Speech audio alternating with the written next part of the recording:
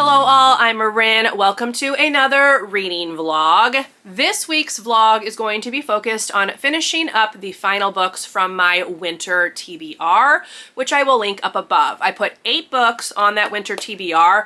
I have 4 of them left to read. 3 of them were going to be the focus for this vlog, but I'll probably go ahead and squeeze that 4th one in as well, although I need to read that one physically, so I need to finish a couple things before I get to that one. But anyway, I'm getting off track.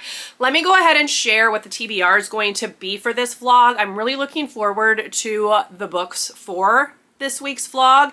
I was supposed to do another one of these seasonal vlogs several weeks ago and never finished filming the vlog because I've been failing in that department, but I'm looking forward to talking about these books with you. The first one that I'm going to be reading is Warning Signs by Tracy Sierra. I have read a book by her previously, a couple of years ago. Her debut was Night Watching. I didn't love that. I only gave it 2.5 stars. So this is kind of like a second chance author situation. So I'm going to decide after this book whether she's an author for me, but this will be the first one that I read in this vlog. The next one I'm going to read is Sun and Moon, Ice and Snow by Jessica Day George. This one has been on my Kindle forever, and it is a fairy tale retelling of East of the Sun, West of the Moon, I believe. And then the final book that I'm going to be reading is probably the one I'm most excited for, and that is No Exit by Taylor Adams. I've heard really good things about it. Now, mind you, these are all books that are set in the snow, and where I am currently, we are unseasonably warm. It's supposed to be like 80 degrees today. So not exactly the snowy weather, but in my calculation of the seasons, I am going from the start of January to the end of March. So that's kind of my spring season, just to make it easier. So we are still technically in winter, even if the weather outside does not feel that way. So without further ado, let me read you the synopsis for Warning Signs, and we're gonna get reading. So this one says, 12-year-old Zach is cautiously optimistic. His father Brom, whose business is in dire need of cash, has put together a father-son backcountry ski weekend to wine and dine his biggest investors. Schooled in outdoor survival by his mother, Zach is eager to prove himself to the hypercritical Brom. Maybe if Zach shows how useful he is, he can earn his father's love. But Zach knows to be on high alert around Brom, and he sees the way the group ignores the increasingly threatening conditions. For the first time in his beloved mountains, he is faced with the unknown, convinced that something watches their cabin from the tree line. Something that leaves behind strange tracks and picks its prey clean. As the adults recklessly test the limits of the outdoors, Zach worries he might be in even more danger than he realized. Could the men around him prove more violent than the unforgiving weather and the strange creature lurking in the dark? Zach will have to rely on his wits if he hopes to make it home safely. But he knows all too well that the wilderness can be unpredictable even at the best of times, and at the worst, deadly.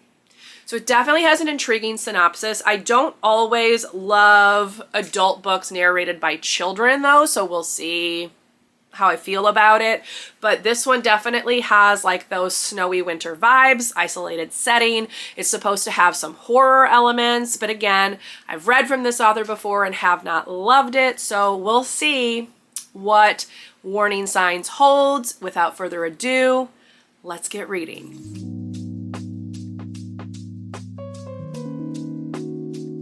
All right, all, I have finished Warning Signs. It actually was a pretty quick read, and I was waffling a bit on the rating, thinking about my feelings about it, and I've ultimately settled on a 3-star rating for the book, which is slightly higher than I gave Night Watching, which was the author's debut.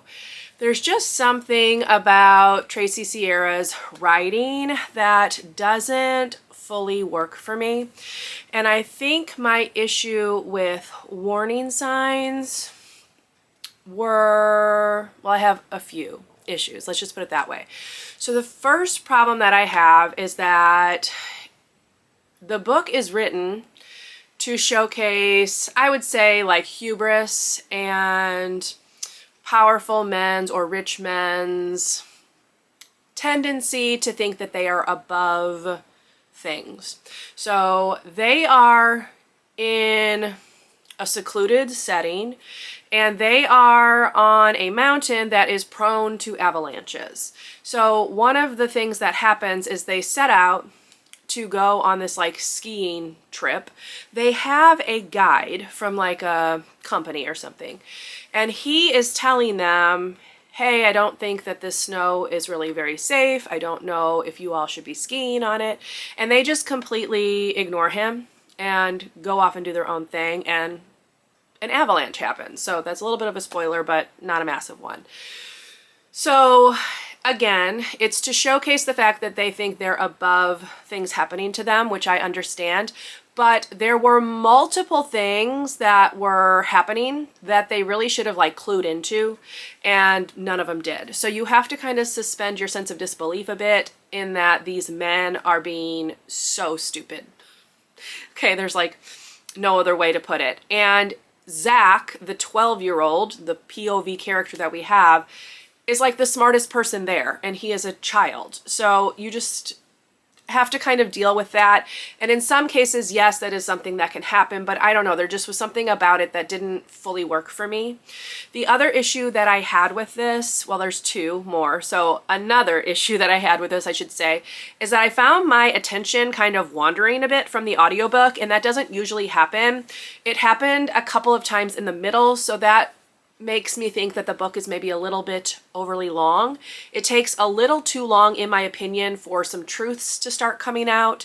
And then the last part of the book is like action-packed, which I did really like. She writes that really well. She did the same thing with Night Watching. That sequence at the end was written really well. So she writes that really well, but it's like the build up to that just doesn't work. It just loses me somewhere along the line. I will say she is phenomenal at writing in a very tense style, so you're kind of on the edge of your seat waiting to see what's going to happen. And I also liked the atmosphere, the description of the mountain, the isolated setting, the cabin that they're staying in. So those things she does really well. There's just something about her actual plots that tend to lose me a little bit. My biggest issue with this book, though, is the ending. And this is just a personal thing, so not everyone's going to have this problem. I think it's the fact that I like crime dramas, and I like to see the aftermath of things. So there are some crimes that take place in this book, and we don't get like any closure on that. And I personally would have found the ending more satisfying if we'd had that. The ending is very abrupt, and it just kind of ends. The book is just over, and you don't have like any of that aftermath to tie things up, which I think this book could have used. But again, that's a personal thing, so it may not bother you if you are reading the book. So I just had some qualms with it, but I'm going to go ahead and give it 3 stars because I do think it's a good book for the most part. I just don't think I jive with Tracy Sierra's writing. I think her ideas are good, but I don't jive with the way that she executes them. So I definitely think that she's not an author for me. So I am not going to read anything else from her. I'm going to just let her be for people that do enjoy her. There are lots of people who have given this book 4 stars, sometimes even higher. So, you know, take what I'm saying with a grain of salt. It just didn't work for me personally. So that's kind of my conclusion on this, but this was like the second chance that I was giving this author, and it's pretty clear that she's just not for me. So that's okay. We are now going to massively switch gears because the next book that I am going to be reading is a YA fairy tale retelling. So I'm going from like a thriller with horror elements to a fairy tale retelling. So I will be reading Sun and Moon, Ice and Snow by Jessica Day George. I'm going to pull up the synopsis so I can read it for you. Now, I have had this book on my Kindle for so long. It was published in 2008. So that kind of gives you an idea of how long I've had this. I was reading a lot more YA in that time period, so this one's been on my Kindle for a long time. I also have the audiobook through Audible, so that's probably how I'm going to read it, but this is what it says. Blessed or cursed with an ability to understand animals, the lass, as she's known to her family, has always been an oddball, and when an Eastbourne or polar bear seeks her out and promises that her family will become rich if only the lass will accompany him to his castle, she doesn't hesitate. But the bear is not what he seems, nor is his castle, which is made of ice and inhabited by a silent staff of servants. Only a grueling journey on the backs of the four winds will reveal the truth.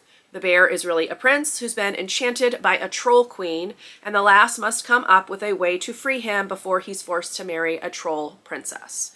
So it's a pretty standard retelling of East of the Sun, West of the Moon, because that is pretty much the synopsis. So I have started this one on audio, and I am liking the narration quite a bit.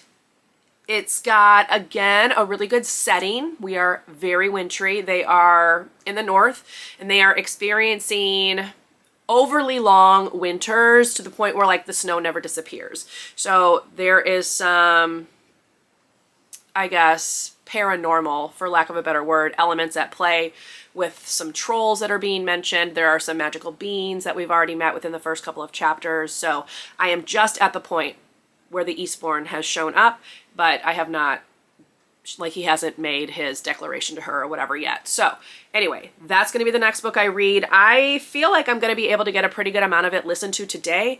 So when I get home from work, I will give you like a midway through update, and then I'm thinking this will be done tomorrow, but we'll have to see how it goes. So that's going to be the next book. Let me get back to reading.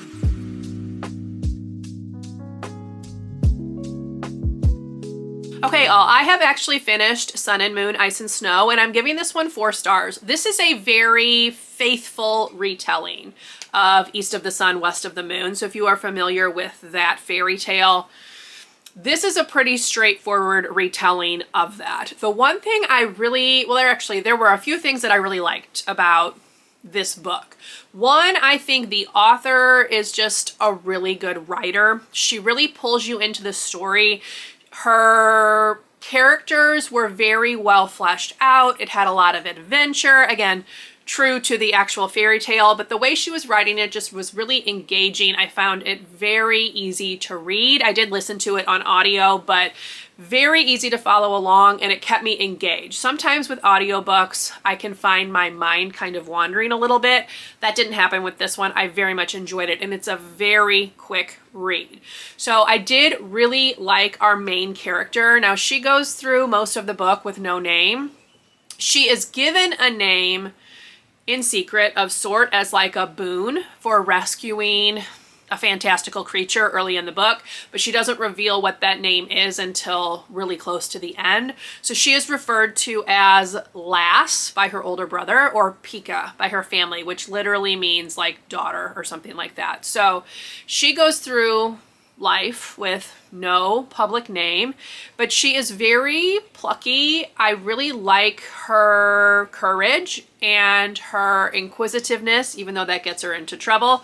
And she has a gift that she is able to talk to animals. So I really liked that as well. I just really liked this one. It definitely had like some cozy vibes and was a really good book that still stands up, even though it was first published back in 2008. Now, I will be turning my attention to No Exit by Taylor Adams. I should say, I've already turned my attention to this. I'm actually halfway through, but I'm going to go ahead and read you the synopsis of this one, and then I'll kind of let you know what I'm thinking at like the midway point mark. This is my first book by the author, and I wouldn't say super high expectations, but I know that people have really liked his writing. So anyway, let me read the synopsis. It says, a thriller about 4 strangers, a blizzard, a kidnapped child, and a determined young woman desperate to unmask and outwit a vicious psychopath.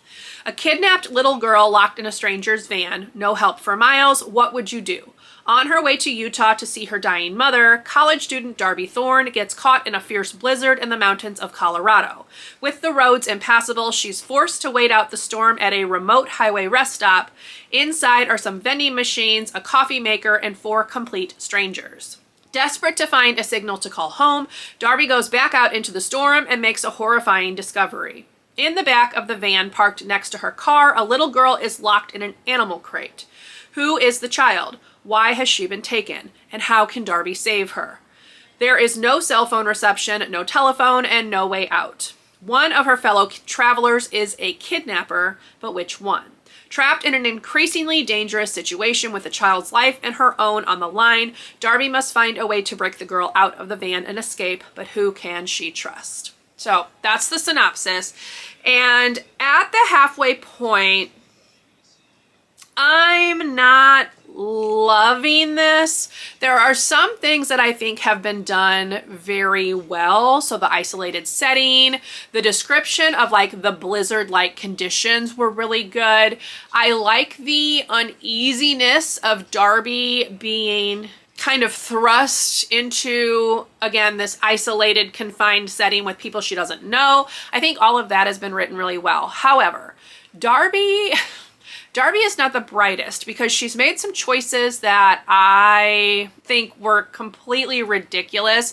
Like, she's not thinking things through. So at the point that I am in this book, we are aware of who is responsible for kidnapping the child. And there have been a couple of twists, but I didn't find any of them startling.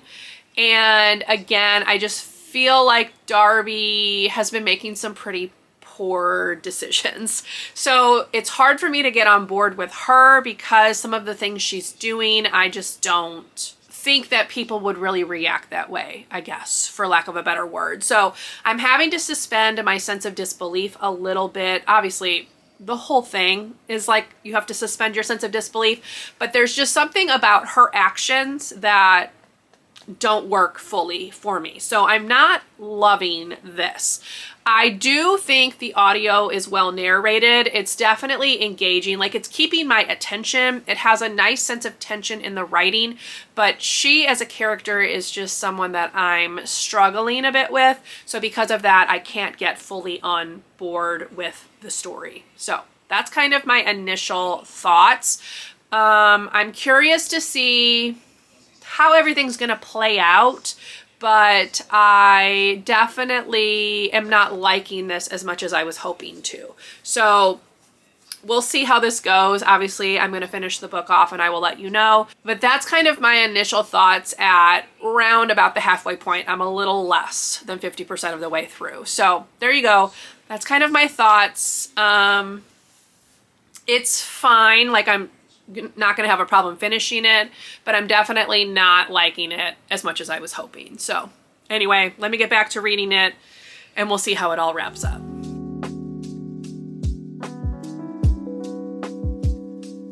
Okay, y'all, I have finished No Exit, and to be honest, I'm pretty underwhelmed with this book as a whole. I'm gonna give it 3 stars. There were things that I did enjoy. I kind of already talked about how I liked the way that the setting was written. He writes action scenes well, but my qualms with Darby as a main character continued throughout. She continued to make some curious choices, things that I definitely would not have made in her place. But I think overall I did like her. She's trying to do what's right, so it's coming from a place of having a good heart, wanting to help as much as she can.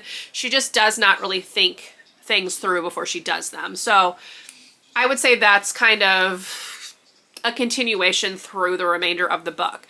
My biggest issue with this book, and I feel like I have had this problem with a number of thriller-based books. I know I've already mentioned it once in this vlog with warning signs, but I felt like this book was a little bit too long. The action scenes became a bit repetitive. They kind of dragged on, and I feel like things could have been trimmed a bit more to make things a bit more concise. I also didn't love the fact that some racial slurs are used. Now, they're used by one of the bad guys, but there are ways to show that the character is not a good person without including racial slurs. So that kind of just jarred me a little bit, took me out of the story. I really didn't like the inclusion of that, but that's a personal thing. And overall, I just felt like the book itself was a bit underwhelming because I did not find very much at all particularly surprising. And I think in order for a thriller to really hit for me, obviously I have to be surprised. There have to be some twists that I don't see coming. Now, there were a couple things that I didn't see coming, but it wasn't enough to save the story as a whole. So yeah, this one was just a little underwhelming. I am not giving up on Taylor Adams as an author. I do want to read some other things by him. This one is one that I'm particularly interested in, but I know he also has a new one coming out. I think it's this year. So I'm not giving up on him. I want to continue to give him a try. I just don't think No Exit was what I was expecting it to be. Maybe that's my biggest issue with this. So I'm going to go ahead and give it 3 stars. There are some things about it, again, that I liked. I liked the way that he wrote the action scenes, except when they became repetitive. The setting was very, very good, and he does do a good job of that tense writing style, the sort of thing that kind of makes you lean into a story and want to know what's going to happen. So I didn't have any issue finishing the book. It just was not as good as I was hoping it would be. So I would say that's kind of my overall thoughts with this. Worth a read if you're interested in it. Just know that there are some things that probably aren't going to sit very well with you, particularly racial slurs that are used by one of the characters.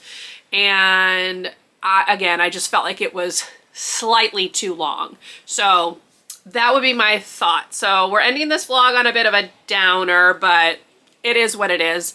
I am glad I gave it a read because I had heard so much about it. It just ultimately wasn't what I was hoping it would be. So 3 stars for No Exit. Now, I am not completely finished with my winter TBR. I am still working on this book right here, which is Thin Air by Michelle Paver. I've been kind of poking at this one. This one doesn't have an audio, so I'm having to read it physically, and I'm also juggling a lot of other books right now, so this one has kind of fallen by the wayside. It was actually on my February TBR, and I didn't get it read. So my goal is to get it read before the end of the month so that I can officially complete the winter TBR, but just know, at the close of this vlog, I do still have one outstanding book left that I will hopefully be able to finish before I do my recap of the TBR and introduce my spring TBR, which will be coming at the beginning of April. So anyway, that's gonna be it for this vlog. So I had 1 winner and 2 not winners. So I wouldn't say it was the best reading week, but it's okay.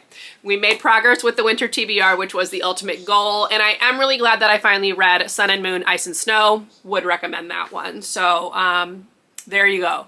We're gonna go ahead and close out this vlog. I hope you enjoyed. If you did, please leave me a thumbs up. Consider subscribing to my channel if you would like to see more from me.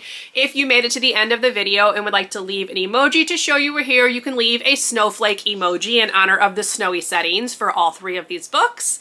And I will see you in my next video. Bye, everyone.